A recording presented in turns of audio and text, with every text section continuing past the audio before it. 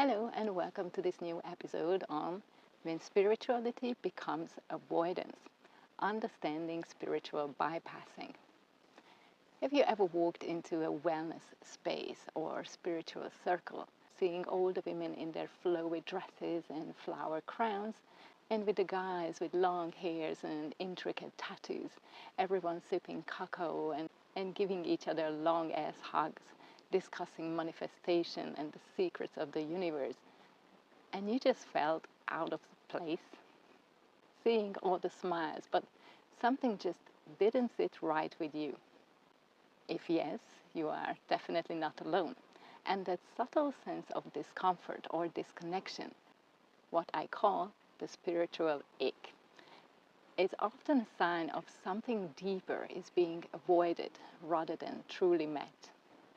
Today I want to talk about something that makes a lot of people squirm: spiritual bypassing, and why I believe it's one of the main reasons yoga spaces can sometimes feel unsafe, dismissive, or even re-traumatizing.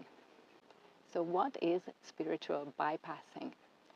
In essence, spiritual bypassing is when spirituality is used as a way to avoid uncomfortable emotions, responsibility, or the messy human parts of ourselves. It's a way of running from shadow, grief, fear, or those low vibe emotions that are basically just part of life. And in yoga spaces, even when intentions are pure, it can show up in ways that are subtly unsafe. You hear it in phrases that have become cliches in the wellness world, and honestly, most people are sick of hearing already, like trust the universe, which is often used to avoid taking responsibility. Everything happens for a reason, minimizing real pain, or just let go, a shortcut around the real work of processing emotions, or trust divine timing, is procrastination disguised as spirituality. Or you should be over this by now. Ignoring that healing has no timeline. What happened to you made you stronger. Oversimplifying pain and complexity.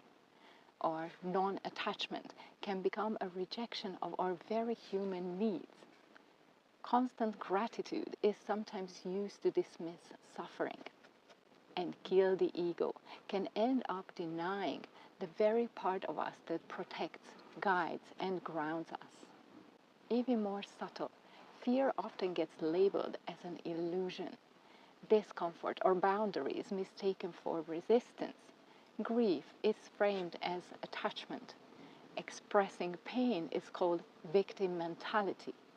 And the blame disguised as spirituality, you manifested this, can quietly undermine self-compassion. The consequences of bypassing.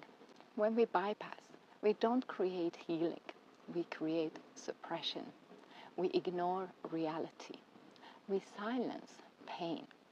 And in yoga spaces, that means students leave class feeling unseen, unsafe, or even ashamed of their own humanity. The truth is, no amount of mantras, cacao ceremonies, or positive affirmations can replace the slow, courageous work of actually sitting with our nervous system, feeling what we don't want to feel, and allowing space for integration. Spiritual bypassing doesn't just keep people stuck, it can actively re-traumatize because it mirrors the same kind of dismissal many people already experience growing up. Don't cry. Don't be weak. Just get over it. Sounds familiar? A little reflection here on my own journey. When I first started attending high vibe workshops and other spiritual spaces and events, it used to light me up. But over time, it all started to feel kind of hollow. The things that once inspired me now made my eyes roll. And I realized I was ready for something deeper. Integration, embodiment, somatics, leadership, and true humanness. I wanted to ground myself, meet my shadow, and reclaim my power rather than chasing transcendence or outsourcing it to spirit guides, tarot, or signs from the universe.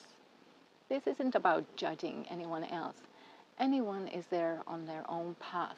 But for me, the spiritual ik became a signal that my practice needed more depth, presence, and real work. And yes, indeed, this makes me distance myself from certain spiritual communities, especially here on this island, where high vibe only is still the norm.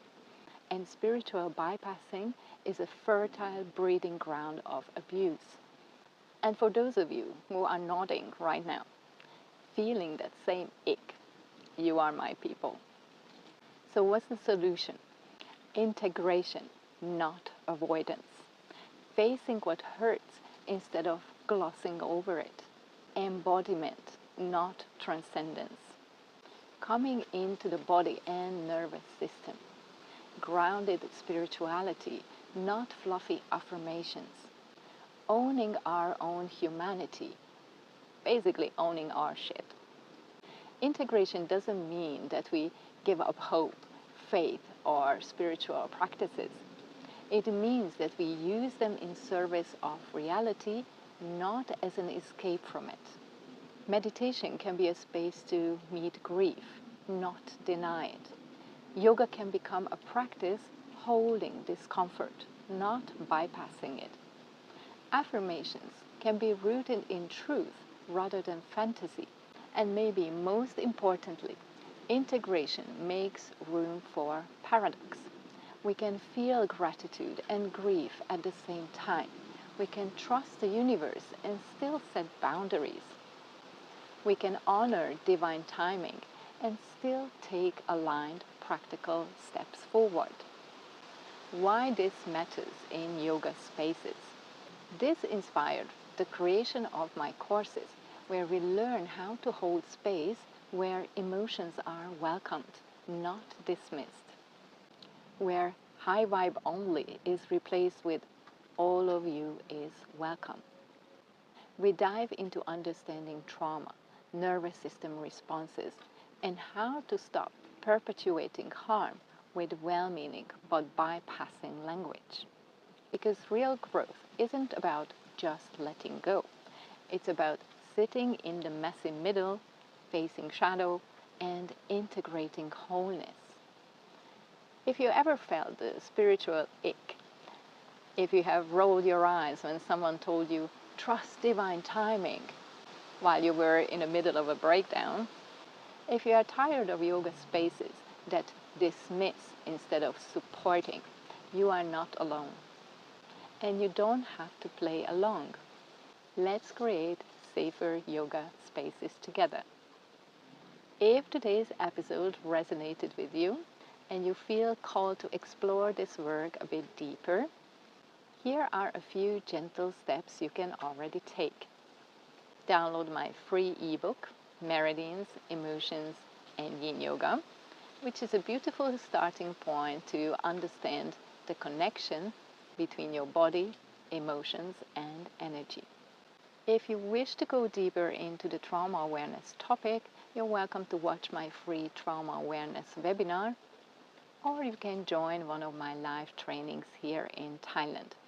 100-hour trauma-informed Yin Yoga and Chinese Meridians teacher training, or my 30-hour The Art of Trauma-Informed Space Holding course. Upcoming dates and links will be shared in the description.